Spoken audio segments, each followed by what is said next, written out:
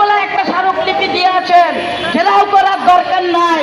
আমরা আপনাদের প্রতি সম্মান রেখেছিলাম, আপনাদের সম্মান রেখে গত 22শে ফেব্রুয়ারি থেকে আজকে 2রা মার্চ এখনো পর্যন্ত শ্রম মন্ত্রণালয় থেকে কোনো ফোন কিংবা কোনো আপডেট আমরা পাই নাই। কিন্তু কেন এই গুপ্তচরিতা কারা করতেছে? মাননীয় প্রধানমন্ত্রী, আপনি বলতে পারেন, আপনাকে কেউ বলতে পারে যে আমরা মব তৈরি করতেছি। আমরা মব তৈরি করতেছি না, আমাদের পেটে ভাত নাই। আপনি দেখেন, আমরা আপনার বিপক্ষে কোনো কাজ করতেছি না।